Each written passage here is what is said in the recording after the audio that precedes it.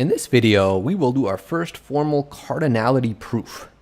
So we are going to prove that z, the integers, and 2z, which is the even integers, have the same cardinality. So that means they have the same size. So the method for this, we saw in the last video that for two sets to have the same cardinality, there needs to be a bijection between the two sets. So a bijection is a one-to-one correspondence. To show something as a bijection, I got to show that it's injective and that it's surjective.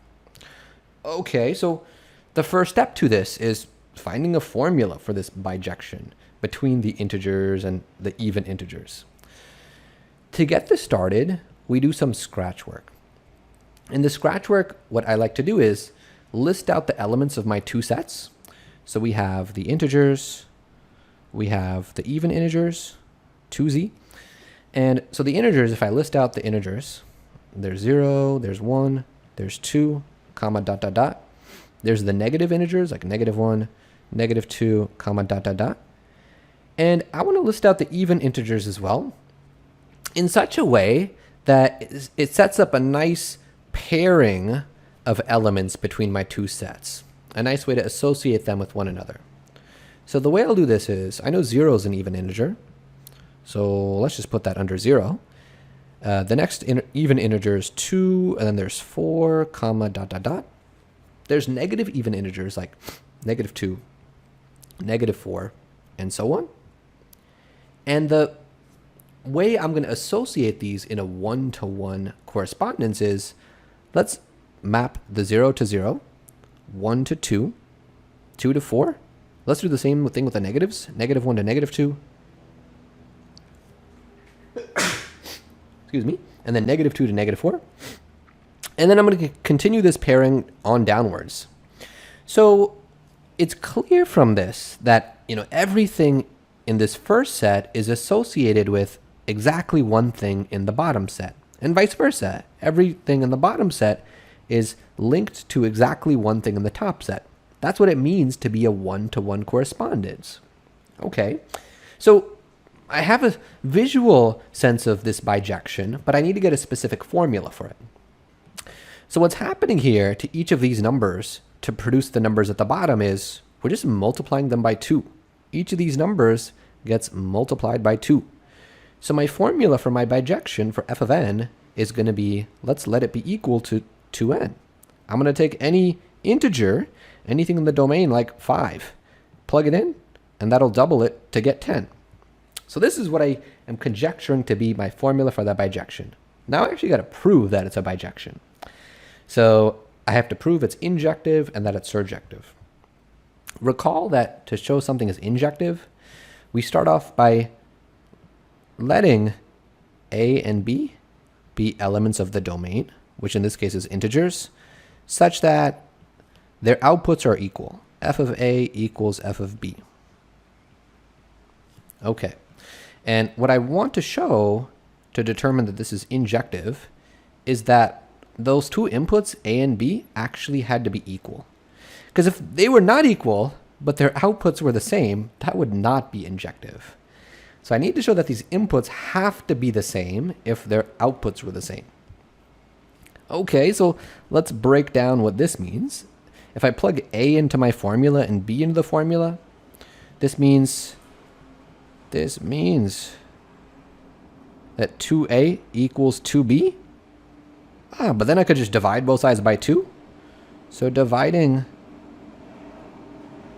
by 2 yields, that means we get, dividing by 2 yields a being equal to b, which is what we wanted to show.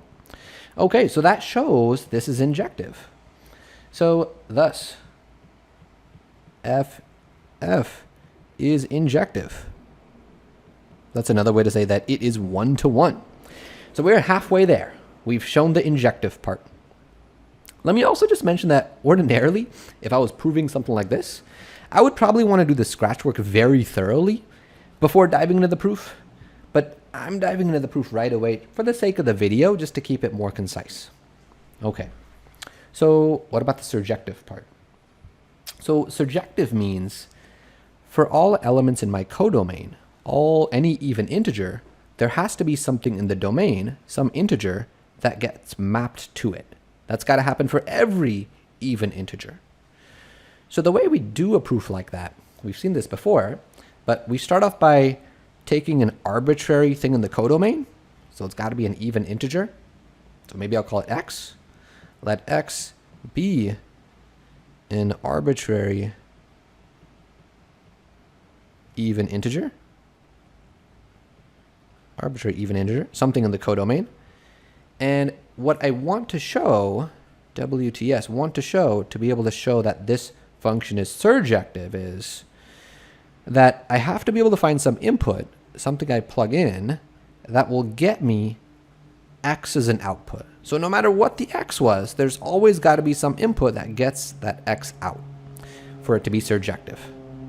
Okay. Well, okay. So let's first break down, I know it's even, let's write down what that means. So this means there exists a k, which is an integer, so an element of z, such that x equals 2k.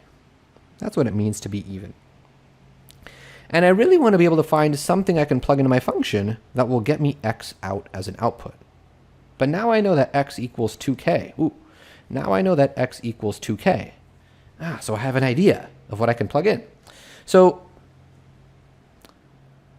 then let's try just plugging in k. So if I do f of just k,